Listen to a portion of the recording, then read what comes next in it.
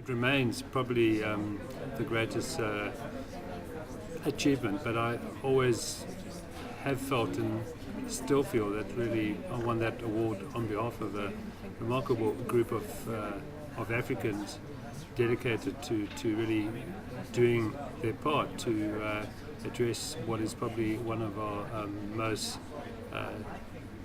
serious social issues in Africa, and that's orphanhood and displaced youth. And our view and our challenge is, how do you address the problem in a proactive way and put in intervention that genuinely has lasting impact. And so what we developed was this program called Umzi Wethu. We've leveraged it. I mean, there's no doubt that the publicity that was generated through the Rolex Awards, which was considerable on CNN, on National Geographic, in Time magazine, I conservatively estimate that we probably raised an additional $1 million, at least that. We've expanded our program. We are now in our 9th intake of vulnerable youth. We have grown the program to other regions. We're in the process of growing the program to other countries in Africa. So, and I think without a doubt, the Rolex Award and the process that happened around that time 2 years ago was the catalyst that has enabled us to take the program to the next level. I'm conservationist, but I realized a long time ago through my mentors, which include an Ian player, that you can't do conservation in Africa without looking at the communities and without taking into account the social impacts on nature.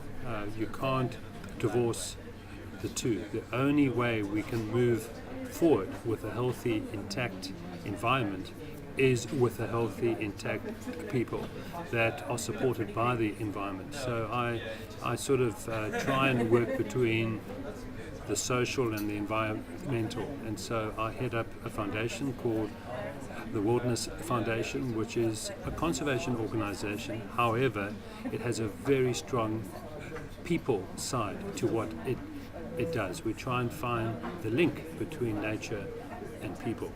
And I think Umzi Wethu is an example of how we do. We currently have taken 120 AIDS orphans. They are all heads of households, so they are child-headed households. They've all gone through our program, which is a year-long program. 92% of those people, so 111 of the 120 are currently in jobs. So we have a 92% job placement, which for South Africa I think is a record. I don't know another program that's achieved that. And the reason why we've achieved that is because this is not just vocational training. It's very important to understand that our year intervention, we spend as much time counseling, we spend as much time mentoring, and we spend as much time doing basic life skills as we do doing accredited training, vocational training. I really do believe, from the experience we've now had the last four years, that training for training's sake, particularly in Africa, does not work and doesn't have a meaningful outcome. We need to train with a job in mind, and we need to train the whole individual. You have to realize that if you've lost your parents through wars or through AIDS, if you've been through tremendous trauma, if you've been raped, if you've been a victim of crime, how can you train for a job, whether the job's in whatever field it is in, until you have worked through the trauma, until you've had an opportunity to work through and to heal some of the pain that you've had. So we're interested in the whole person. We're not just interested in the part that's trying to train a skill. And I think that's why Umzi Wethu is working and will continue to work. This challenge has been around getting people to see a holistic model. Holistic training costs a lot more money than just doing a simple training course. All the work that we do, we raise money from funders, and I think it was a challenge to convince people that this model would have the results that 4 years later we are having.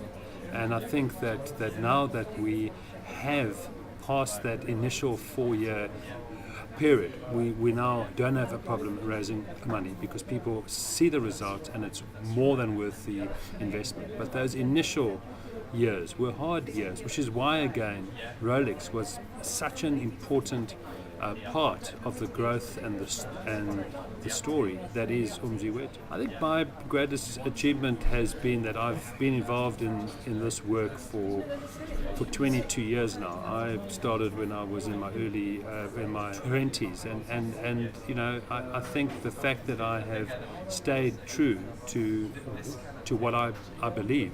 Hopefully I've been able to help and even at times inspire others. I think too often in life we move on too quickly, too soon.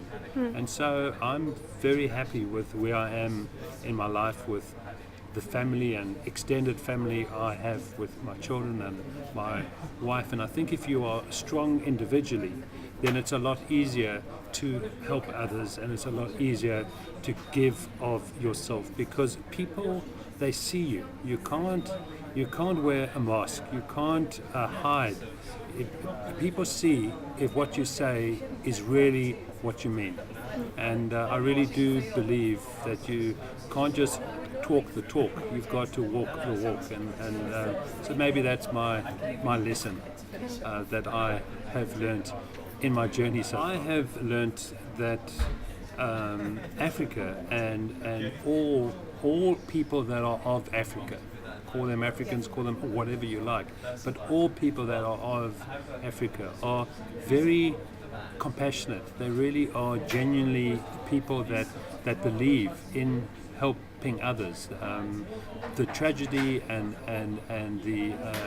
the examples of the times when things go wrong are really a very small portion of the population. By far the majority of Africans want to help and want to do the right thing.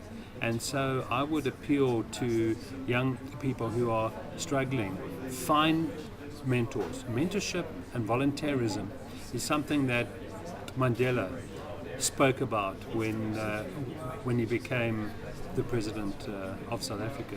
And it is such an important aspect of our life as Africans, of people of Africa going forward. We need to, in the old days, we had elders. In the old days, elders were part and parcel of our tribes, our communities, of where we live. Now we need to embrace the new way, which is to not ignore that value. That value is alive in mentorship, and that value is alive in coaching, and that value is alive even in peer mentorship. Young people helping other young people. If you reach beyond yourself, to help others, is that not the most important contribution we as human beings can make on our earth at this time? It's extremely privileged that Rolex asked me to be part of a screening process to meet some of the applicants in Rome in November. I spent four days and had one-on-one interviews with all the African applicants and the European, and so I'm extremely proud to see two Africans come forward. I was rooting for them all along, and I'm delighted that the jury in their wisdom saw the same qualities that we saw in Rome. I was inspired by the energy of the 22 young people that I had the privilege of being with in Rome for 4 days. They were, in my book, they're all winners. I went back home and I told my family and my friends and colleagues that I really do believe that the world's a better place because there are young people coming through who don't know racism, who don't know violence and adversity, who really want to help the fellow